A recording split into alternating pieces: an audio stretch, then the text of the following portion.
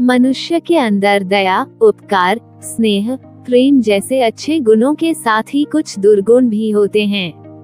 मनुष्य में स्वार्थ, पक्षपात, कपट जैसे दुर्गुण भी होते हैं।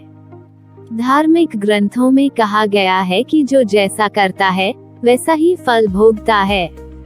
कर्म से ही भाग्य का निर्माण होता है। आप दूसरों के साथ गलत व्यवहार करते हैं तो आपको दूसरे जन्म में उसका फल भोगना पड़ सकता है। आज हम आपको कर्म फल से संबंधित ही एक कथा बताने जा रहे हैं, जिससे पढ़कर आप अपने अंदर सद्गुणों का विकास करेंगे, अच्छे कर्म के लिए प्रेरित होंगे। चलिए कथा शुरू करते हैं। एक समय की बात है। देवर्षि नारद विष्णु लोक जा रहे थे। रास्ते में उनको 2 तालाब मिले। दोनों ही तालाब का जल मीठा और स्वच्छ था, लेकिन कोई भी उनके जल को ग्रहण नहीं करता था।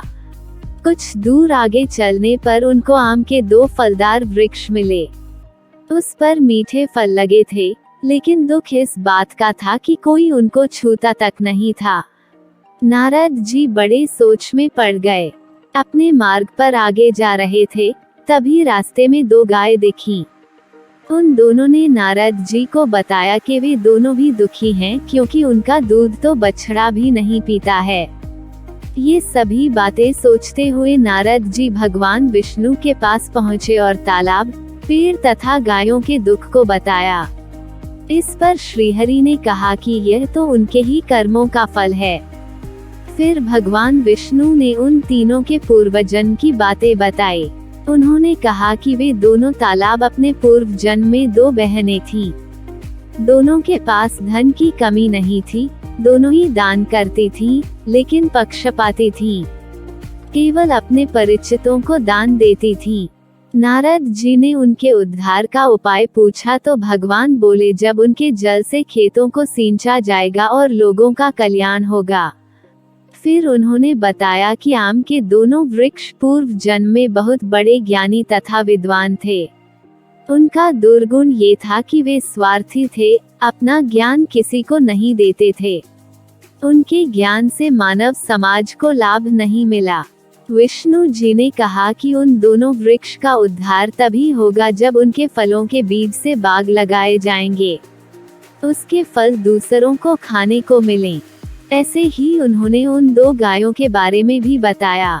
वे दोनों गायें पूर्व जन्म में महिला थीं।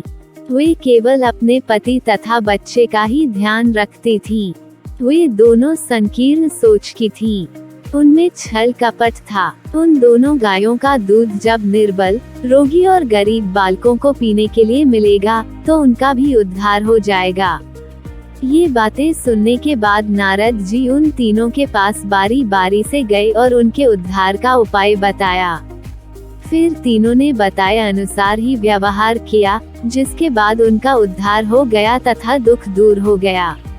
अगर आपको ये कथा अच्छी लगी हो तो हमारे चैनल को सब्सक्राइब कर लेना और कमेंट बॉक्स में जय श्री कृष्णा जरूर लिखना। वीडियो देखने के लिए आपका बहुत बहुत धन्यवाद।